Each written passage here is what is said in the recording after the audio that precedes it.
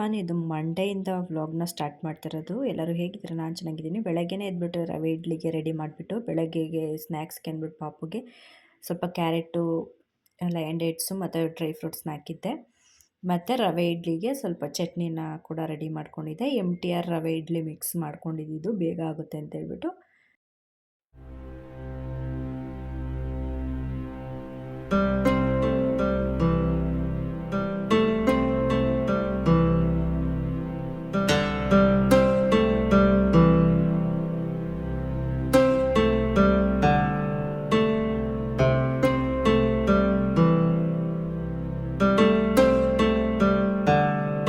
ಪಾಪನ ಸ್ಕೂಲಿಗೆ ಬಿಟ್ಟು ಬಂದಮೇಲೆ ಸ್ವಲ್ಪ ಸೊಪ್ಪು ಬಿಡಿಸೋದು ಇತ್ತು, ಅದನ್ನೆಲ್ಲ ಬಿಡಿಸ್ಬಿಟ್ಟು ಮೇಲೆ ಹೋಗ್ಬಿಟ್ಟು ಬಟ್ಟೆ ಒಣಗಾಕ್ಬಿಡೋಣ ಅಂತ ಹೇಳ್ಬಿಟ್ಟು ಮೇಲೆ ಹೋಗಿದ್ದೆ.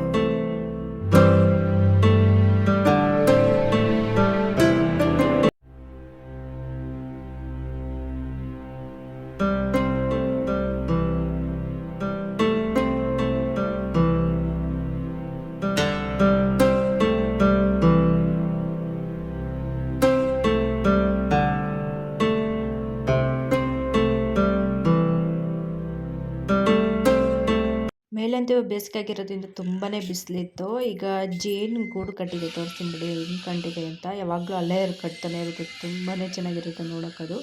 ಮತ್ತು ಇಲ್ಲಿ ಸ್ವಲ್ಪ ನಮ್ಮ ಓನರು ಮೇಲ್ಗಡೆ ಸ್ವಲ್ಪ ತೋಟನೇ ಮಾಡಿಬಿಟ್ಟಿದ್ದಾರೆ. ಮೇಲ್ಗಡೆ ಸ್ವಲ್ಪ ಟೊಮೆಟೊ ಹಣ್ಣಾಗಿರ್ಬೋದು, ಮೆಣಸಿನ್ಕಾಯಿ ಆಗಿರ್ಬೋದು, ಅಲೋವೆರಾ ಆಗಿರ್ಬೋದು, ಈ ಥರ ಸೊಪ್ಪುಗಳಾಗಿರ್ಬೋದು, ಹೂವುಗಳಾಗಿರ್ಬೋದು ತುಂಬಾ ಚೆನ್ನಾಗಿರುತ್ತೆ ನೋಡೋಕ್ಕೆ. ಬೆಳಗ್ಗೆ ಬಂದರೆ ಅಂತೂ ತುಂಬ ಚೆನ್ನಾಗಿರುತ್ತೆ. ಬಿಸಿಲಾಗಿರೋದ್ರಿಂದ ಸ್ವಲ್ಪ ಗಿಡ ಎಲ್ಲ ಬಾಡ್ದಂಗೆ ಆಗಿಬಿಟ್ಟಿದೆ.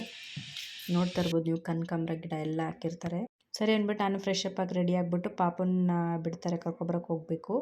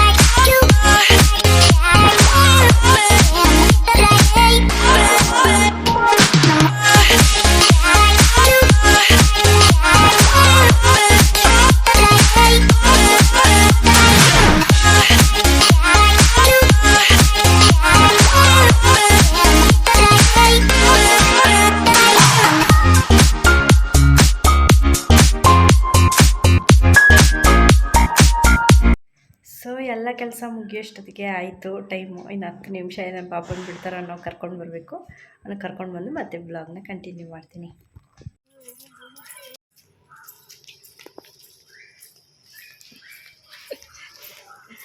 ಹಾಯ್ ವಿಕ್ಕೆ, ಯಾರದು? ಮನೆಗೆ ಹೋಗತ್ತಾ? ಟೇನ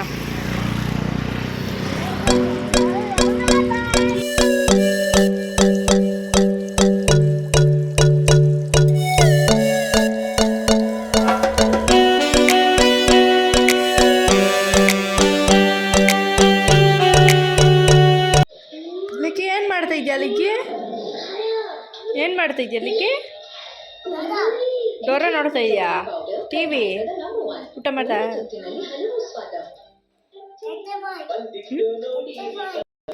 ಏನು ಗೋಡಂಬಿ ಬೇಕಾ? ತಿಂದಲ್ಲ?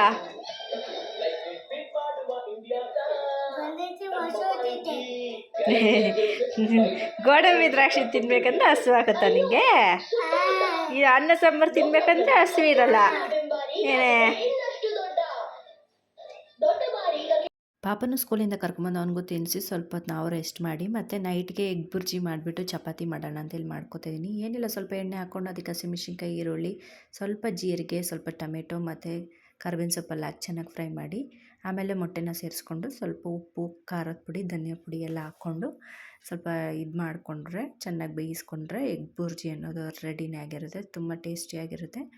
ಅದಕ್ಕೆ ಸ್ವಲ್ಪ ಕಡಲೆಬೇಳೆನ ಹಾಕ್ಕೊಂಡ್ರೆ ಒಗ್ಗರಣೆಗೆ ತುಂಬಾ ಚೆನ್ನಾಗಿರುತ್ತೆ. ಲಾಸ್ಟಿಗೆ ಕೊತ್ತಂಬರಿ ಸೊಪ್ಪನ್ನ ಹಾಕ್ಕೊಂಡ್ರೆ ಆಯಿತು. ಚಪಾತಿಗೆ ಚೆನ್ನಾಗಿರುತ್ತೆ.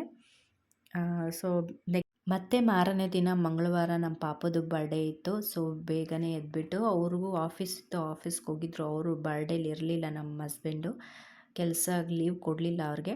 ಸರಿ ಅಂದ್ಬಿಟ್ಟು ನಾನೇ ಬೆಳಗ್ಗೆ ಎದ್ದು ಅವ್ರಿಗೆ ಅಂತ ಉಪ್ಪಿಟ್ಟು ಮಾಡಿಕೊಟ್ಟು ಕಳಿಸಿ, ನಮ್ಮ ಪಾಪ ಎದ್ದೋಳಷ್ಟೊತ್ತಿಗೆ ರಂಗೋಲಿ ಬಿಟ್ಬಿಡೋಣ ಅಂತ ಹೇಳ್ಬಿಟ್ಟು ರಂಗೋಲಿ ಬಿಡ್ತಾಯಿದ್ದೀನಿ.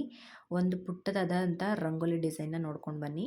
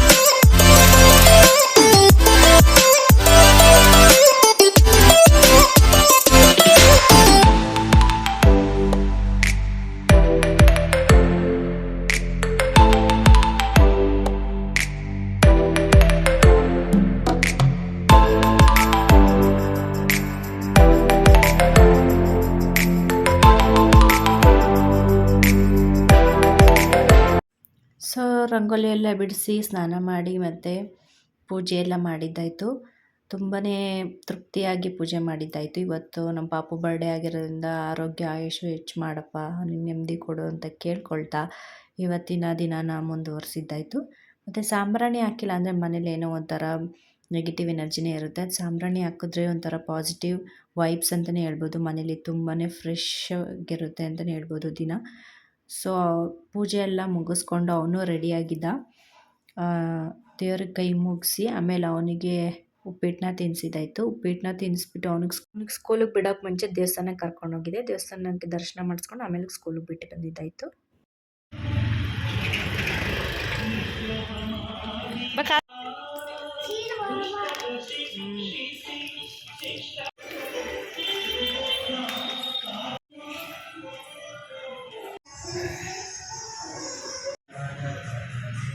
ಅವಾಗ ಸ್ಕೂಲಿಗೆ ಬಿಟ್ಟು ಬಂದು ನಾನು ಒಂದು ಸ್ವಲ್ಪ ತಿಂಡಿ ತಿಂದು ಸ್ವಲ್ಪ ಉಳ್ದಿದ್ದ ಕೆಲಸ ಎಲ್ಲ ಮುಗಿಸ್ಕೊಂಡು ಮತ್ತೆ ಹೋಗಿ ಅವನ್ನ ಸ್ಕೂಲಿಂದ ಕರ್ಕೊಂಡು ಬಂದು ಅವನ ಊಟ ಎಲ್ಲ ಮಾಡಿಸ್ಬಿಟ್ಟು ಮಲಗಿಸ್ಬಿಟ್ಟಿದ್ದೆ ಮಧ್ಯಾಹ್ನ. ಅಷ್ಟೊಂದು ನೋಡ್ತೀನಿ 3:30 ಆಗಿಬಿಟ್ಟಿತ್ತು. ಸರಿ ಅಂತ ಹೇಳ್ಬಿಟ್ಟು ಆದಷ್ಟು ಸಿಂಪಲ್ಲಾಗೆ ಮಾಡ್ಕೊಂಡಿದ್ವಿ ಈ ಸತಿ. ಬರ್ಡೇ ಏನು ಗ್ರ್ಯಾಂಡಾಗಿ ಮಾಡಿರಲಿಲ್ಲ, ಆದಷ್ಟು ಸಿಂಪಲ್ಲಾಗೆ ಮಾಡ್ಕೊಂಡಿದ್ವಿ. ಸೊ ಡೆಕೋರೇಷನ್ ಮಾಡಿಬಿಡೋಣ ಅಂತ ಅಲ್ಲಿ ಸ್ಕ್ರೀನಿಗೆ ಒಂದು ದಿವಾನ್ ಕಟ್ಟದ್ದು ಮೇಲೆ ಹಾಕ್ತೀವಲ್ಲ ಅಸ್ತಿಯಲ್ಲ ಅದನ್ನೇ ಹಾಕ್ಕೊಂಡಿದ್ದೆ. ಅದನ್ನ ಹಾಕ್ಕೊಂಡು ಅದಕ್ಕೆ ಹ್ಯಾಪಿ ಬರ್ತ್ಡೇ ಟ್ಯಾಗ್ಸ್ ತಂದಿದ್ದೆ, ಅದನ್ನೆಲ್ಲ ಹಾಕ್ಕೊಳ್ತಾ ಇದ್ದೀನಿ. ಡೆಕೋರೇಷನ್ ಸಿಂಪಲ್ಲಾಗಿ ಮಾಡ್ತೀನಿ, ಹೇಗೆ ಮಾಡ್ತೀನಿ ಅಂತ ನೋಡಿ.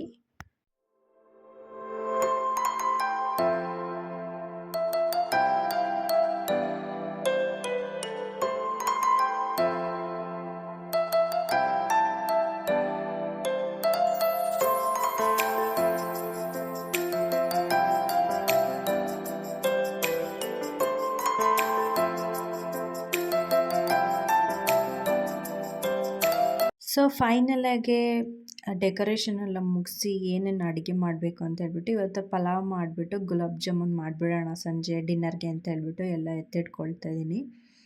ಇವತ್ತು ನಮ್ಮ ಹಸ್ಬೆಂಡ್ ಇಲ್ದಿರೋದ್ರಿಂದ ತುಂಬಾ ಕೆಲಸ ಅಂತ ಹೇಳ್ಬೋದು. ಅವರಿದ್ರೆ ಸ್ವಲ್ಪ ಹೆಲ್ಪ್ ಮಾಡ್ತಾಯಿದ್ರು, ಅವ್ರಿಗೂ ಕೆಲಸ ಇದ್ದಿದ್ದರಿಂದ ಕೆಲ್ಸಕ್ಕೆ ಹೋಗಿದ್ರು. ಅವ್ರು ಲೀವೇ ಕೊಟ್ಟಿಲ್ಲ, ಅವ್ರಿಗೆ ಎಷ್ಟು ರಿಕ್ವೆಸ್ಟ್ ಮಾಡಿದ್ರು. ಸರಿ ಅಂತ ಹೇಳ್ಬಿಟ್ಟು ಗುಲಾಬ್ ಜಾಮೂನ್ ಹೇಗೆ ಮಾಡ್ಕೊಳ್ಳೋದು ಪರ್ಫೆಕ್ಟ್ ಕನ್ಸಿಸ್ಟೆನ್ಸಿಲಿ ಅಂತ ನಾನು ನಿಮಗೆ ತೋರಿಸ್ಕೊಡ್ತೀನಿ. ಇವಾಗ ಇಲ್ಲೊಂದು ಗ್ಲಾಸ್ ಆಗೋಷ್ಟು MTR ಗುಲಾಬ್ ಜಾಮೂನ್ ಪೌಡರ್ ಇದೆ.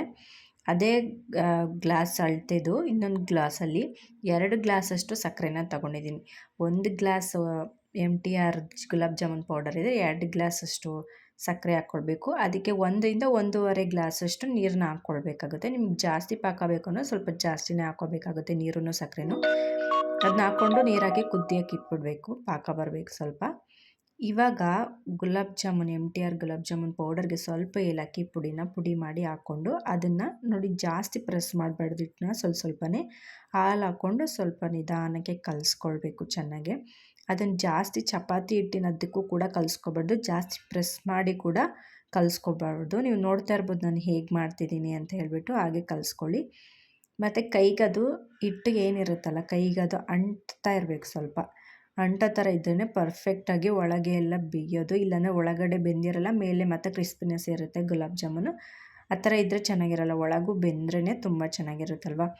ಸೊ ಅದಕ್ಕೆ ನೋಡ್ತಾ ಇರ್ಬೋದು ನೀವು ಈ ಥರ ಕನ್ಸಿಸ್ಟೆನ್ಸಿಲಿ ಕಲಿಸ್ಕೊಂಡ್ರೆ ನೀವು ಪರ್ಫೆಕ್ಟಾಗಿರೋವಂಥ ಗುಲಾಬ್ ಜಾಮೂನ್ ರೆಡಿಯಾಗಿರುತ್ತೆ. ಮತ್ತು ತುಂಬ ಸಾಫ್ಟಾಗೂ ಇರುತ್ತೆ, ತುಂಬ ಚೆನ್ನಾಗಿ ಕೂಡ ಇರುತ್ತೆ. ಇವಾಗ ಇದನ್ನು ಮಿದಿಬಾರ್ದು ಜಾಸ್ತಿ, ನೀವು ನೋಡ್ತಾ ಇರ್ಬೋದು ಜಾಸ್ತಿ ಮಿದಿಬಾರ್ದು, ಈ ಕನ್ಸಿಸ್ಟೆನ್ಸಿಯಲ್ಲಿದ್ದರೆ ಸಾಕು. ಇವಾಗ ಅದನ್ನು ಚೆನ್ನಾಗಿ ಒಂದು ಕಡೆ ಹಿಂಗೆ ಉಂಡೆ ಥರ ಕಟ್ಟಿಬಿಟ್ಟು ಒಂದು ಬೌಲಲ್ಲಿ ಹಾಕ್ಬಿಟ್ಟು ಮುಚ್ಚಿಬಿಟ್ಟು ಒಂದು 5 ನಿಮಿಷ ಆ ಪಾಕ ಬೇಯೋಷ್ಟೊತ್ತಿಗೆ ರೆಡಿಯಾಗಿರುತ್ತದು. ನಾನು ಪಾಕ ಹೆಂಗಿರಬೇಕು ಕನ್ಸಿಸ್ಟೆನ್ಸಿ ಅಂತಲೂ ತೋರಿಸ್ತೀನಿ ನಿಮಗೆ. ಈಗ ನೋಡ್ತಾ ಇರ್ಬೋದು ಈ ಹಂತಕ್ಕೆ ಕಲಿಸ್ಕೊಂಡ್ರೆ ಸಾಕು, ತುಂಬಾ ಚೆನ್ನಾಗಿ ಬರುತ್ತೆ. ಅದು ಸಾಫ್ಟಾಗಿ ಸ್ವಲ್ಪ ನೆಂದಾಗ ಅಷ್ಟೊಂದು ಅಂಟೋದಿಲ್ಲ ನಿಮ್ಗೆ, ಅವಾಗ ಕಲಿಸ್ದಾಗ ಮಾತ್ರ ಹಂಗೆ ಇರುತ್ತೆ. ಇವಾಗ ಒಂದು ಬೌಲ್ ಮುಚ್ಚಿಬಿಟ್ಟು ರೆಸ್ಟ್ ಮಾಡೋಕ್ಕೆ ಬಿಟ್ಬಿಡಬೇಕು. ಇವಾಗ ಪಾಕ ನೋಡ್ತಾ ಇರ್ಬೋದು ನೀವು. ಇದು ಪಾಕ ಹೆಂಗೆ ಅಂದರೆ ಒಂದೇಳೆ ಪಾಕ ಅಂತನೂ ಅಲ್ಲ, ಸ್ವಲ್ಪ ಮುಟ್ಟಿದ್ರೆ ಎಣ್ಣೆ ಥರ ಇರಬೇಕು, ಆ ಥರ ಪಾಕ ಇದ್ದರೆ ಮಾತ್ರ ತುಂಬಾ ಚೆನ್ನಾಗಿರುತ್ತೆ. ಇವಾಗ ಒಂದು ಬೌಲಲ್ಲಿ ತುಪ್ಪ ತೊಗೊಂಡಿದ್ದೀನಿ. ಇದು ಒಂದು ಸ್ವಲ್ಪ ಹೊತ್ತಾದಮೇಲೆ ನಾನು ಇವಾಗ ಉಂಡೆ ಕಟ್ತಾಯಿದ್ದೀನಿ, ನೀವು ನೋಡ್ತಾ ಇರ್ಬೋದು. ತುಪ್ಪನ ಕೈಗೆ ಹಚ್ಕೊಂಡು ಸವರಿದ್ರೆ ಕೈಗೆಲ್ಲ ಏನೂ ಅಂಟೋದಿಲ್ಲ ಹಿಟ್ಟು. ಹೀಗೆ ಪ್ರೆಸ್ ಮಾಡ್ಕೊಳ್ತಾ ನಿಧಾನವಾಗಿ ಉಂಡೆ ಕಟ್ಕೊಳ್ಬೇಕು. ಉಂಡೆ ಕಟ್ಟುವಾಗ ಏನಂದರೆ ಕ್ರ್ಯಾಕ್ ಥರ ಎಲ್ಲ ಬರಬಾರ್ದು. ಕ್ರ್ಯಾಕ್ ಥರ ಎಲ್ಲ ಬಂದರೆ ಏನಾಗುತ್ತೆ, ಅದು ಜಾಮೂನ್ ಅನ್ನೋದು ಎಣ್ಣೆಗೆ ಹಾಕ್ದಾಗ ಬಿಟ್ಕೊಬಿಡುತ್ತೆ, ಅವಾಗ ಚೆನ್ನಾಗಿರಲ್ಲ. ಇವಾಗ ಇನ್ನೊಂದು ಕಡೆ ಉಂಡೆ ಕಟ್ಕೊಂಡಷ್ಟೊತ್ತಿಗೆ ಸ್ವಲ್ಪ ಎಣ್ಣೆನ ಕಾಯಕ್ಕಿಟ್ಟಿದ್ದೆ. ತುಂಬ ಲೋ ಫ್ಲೇಮಲ್ಲಿ ಇಡಿ, ಜಾಸ್ತಿ ಹೈ ಫ್ಲೇಮಲ್ಲಿ ಇಟ್ಟರು ತುಂಬ ಸೀದೋಗ್ಬಿಡುತ್ತೆ ಮತ್ತು ಒಳಗೆ ಕೂಡ ಬೆಂದಿರಲ್ಲ. ಲೋ ಫ್ಲೇಮಲ್ಲೇ ಇಟ್ಕೊಂಡು ಆದಷ್ಟು ಗುಲಾಬ್ ಜಾಮೂನ್ನ ಕ್ಲೀನಾಗಿ ಫ್ರೈ ಮಾಡ್ಕೊಳ್ಬೇಕು. ನೀವು ನೋಡ್ತಾ ಇರ್ಬೋದು ಅದು ಎಣ್ಣೆಗೆ ಅದು ಗುಲಾಬ್ ಜಾಮೂನ್ ಏನು ಹಾಕಿರ್ತೀವಲ್ವ ಅದನ್ನು ಬೇಯಿಸ್ಕೊಳ್ಬೇಕಂದ್ರೆ ಅಲ್ಲಿ ಬುಡ್ಡೆ ಏನು ಬರ್ತಿದೆಯಲ್ಲ ಅದೆಲ್ಲ ನಿಲ್ಲಬೇಕು, ಆವಾಗ ಚೆನ್ನಾಗಿ ಫ್ರೈ ಆಗಿದೆ ಅಂತ ಅರ್ಥ. ನೀವು ನೋಡ್ತಾ ಇರ್ಬೋದು ಅವಾಗವಾಗ ತಿರ್ಗಿಸ್ಕೊಳ್ತಾ ಇರಿ. ಕಲರ್ ಕೂಡ ನೋಡ್ತಾ ಇರ್ಬೋದು ನೀವು, ಚೇಂಜ್ ಆಗ್ತಾ ಇರುತ್ತೆ ಮತ್ತು ಪರ್ಫೆಕ್ಟಾಗೂ ಕೂಡ ಇದೆ. ನಿಮ್ಗೆ ಎಷ್ಟು ದಪ್ಪ ಬೇಕೋ ಅಷ್ಟು ದಪ್ಪಕ್ಕೆ ನೀವು ಉಂಡೆಗಳನ್ನ ಕಟ್ಕೊಳ್ಬೋದು. ನಾನಿಲ್ಲಿ ಚಿಕ್ಕದಾಗಿ ಕಟ್ಕೊಂಡಿರೋದ್ರಿಂದ ಎಣ್ಣೆಗೆ ಹಾಕಿದಾಗ ಅದಷ್ಟು ದಪ್ಪ ಆಗುತ್ತೆ. ನೋಡ್ತಾ ಇರ್ಬೋದು ನೀವು ಎಷ್ಟು ಚೆನ್ನಾಗಿತ್ತು ಅಂದರೆ ಕನ್ಸಿಸ್ಟೆನ್ಸಿ ಆಗಿರ್ಬೋದು, ಕಲರ್ ಆಗಿರ್ಬೋದು ಪರ್ಫೆಕ್ಟಾಗಿತ್ತು ಅಂತಲೇ ಹೇಳ್ಬೋದು. ನಾನು ಹೇಗೆ ತೋರಿಸಿದ್ದೀನಿ ಹಾಗೆ ಮಾಡಿ ನೋಡಿ, ತುಂಬಾ ಚೆನ್ನಾಗಿ ಬರುತ್ತೆ. ಒಬ್ರೊಬ್ಬರು ನೀರು ಹಾಕ್ಕೊಂಡು ಕಲಿಸ್ಕೊಳ್ತಾರೆ, ನಾನು ಯಾವಾಗಲೂ ಹಾಲು ಹಾಕ್ಕೊಂಡೆ ಕಲಿಸ್ಕೊಳ್ಳೋದು. ಇವಾಗೆಲ್ಲ ರೆಡಿಯಾಗಿತ್ತು. ಆ ಪಾಕ ಆರಿರಬೇಕು, ಒಂದು ಪಾಕ ಆರಿರಬೇಕು ಮತ್ತು ಗುಲಾಬ್ ಜಾಮೂನ್ ಬಿಸಿ ಇರಬೇಕು. ಇಲ್ಲಾಂದರೆ ಗುಲಾಬ್ ಜಾಮೂನ್ ಬಿಸಿದ್ರೆ ಪಾಕ ಆರಿರಬೇಕು. ಆ ರೀತಿಯಲ್ಲಿ ನೀವು ಹಾಕ್ಕೊಳ್ಬೇಕಾಗುತ್ತೆ. ನೀವು ನೋಡ್ತಾ ಇರ್ಬೋದು ಎಷ್ಟು ಚೆನ್ನಾಗಿತ್ತು, ನೆಂದಾಗಂತೂ ಸಖತ್ತಾಗಿ ಇತ್ತು. ತುಂಬಾ ಸಾಫ್ಟಾಗಿ ಕೂಡ ಬಂದಿತ್ತು. ನಮ್ಮ ಪಾಪುಗಂತೂ ತುಂಬಾ ಇಷ್ಟ ಗುಲಾಬ್ ಜಾಮೂನ್, ತುಂಬ ಇಷ್ಟಪಟ್ಟು ತಿಂತಾನೆ. ಸೊ ಗುಲಾಬ್ ಜಾಮೂನೆಲ್ಲ ಮಾಡ್ಕೊಂಡು ಆದಮೇಲೆ ವಿಡಿಯೋ ತೆಗ್ದಿದ್ದು. ಅದಕ್ಕೆ ಮುಂಚೆ ಅದು ನೆನೆಗೆ ಬಿಡೋಕ್ಕೆ ಮುಂಚೆ ಗ್ಯಾಪಲ್ಲಿ ನಾನು ಪಲಾವ್ಗೆ ರೆಡಿ ಮಾಡ್ಕೊಂಡಿದ್ದೆ.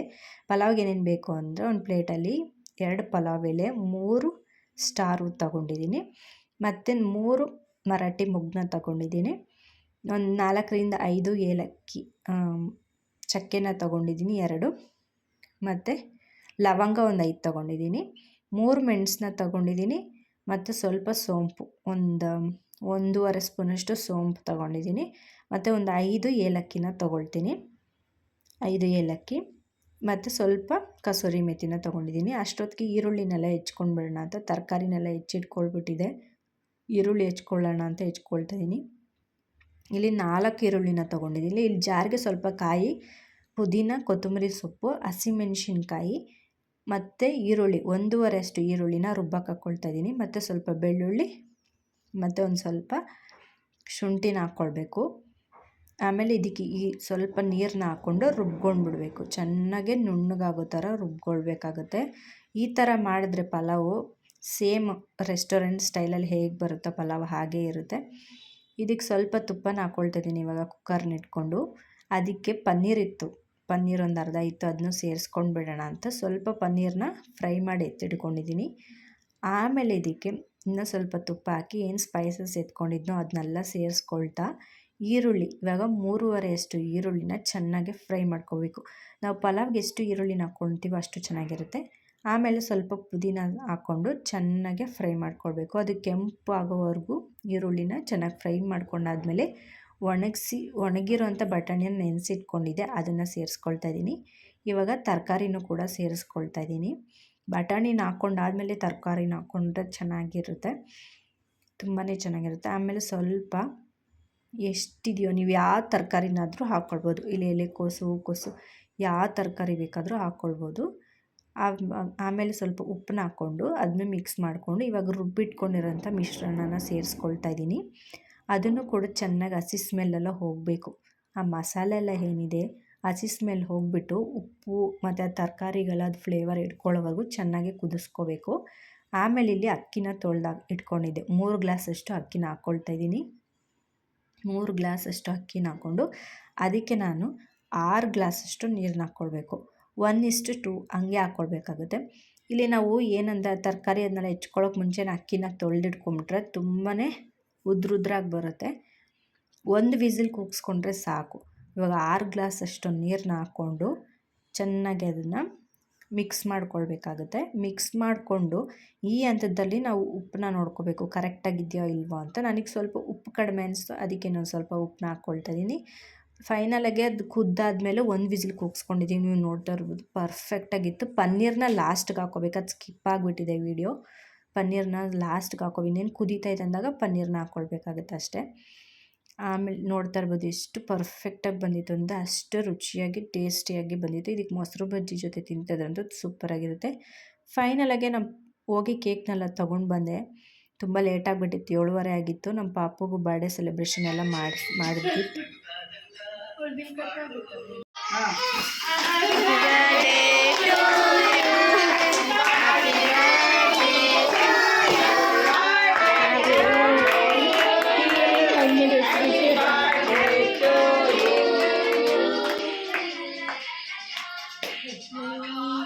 ಈ ವರ್ಷ ಅವ್ನ ಬರ್ಡೇಗೆ ಇರಲಿಲ್ಲ, ಅವರು ತುಂಬ ಮಿಸ್ ಮಾಡ್ಕೊಳ್ತಿದ್ರು. ಸೊ ಅದಕ್ಕೆ ಅಂತ ಹೇಳ್ಬಿಟ್ಟು ವೀಡಿಯೋ ಕಾಲ್ ಮಾಡಿದ್ದೆ, ಅವ್ರಿಗೂ ವೀಡಿಯೋ ಕಾಲ್ ಮಾಡಿ ತೋರಿಸಿ ಆಮೇಲೆ ಕೇಕ್ ಕಟ್ ಮಾಡಿದ್ವಿ. ಅವನು ತುಂಬಾ ಖುಷಿಪಟ್ಟ.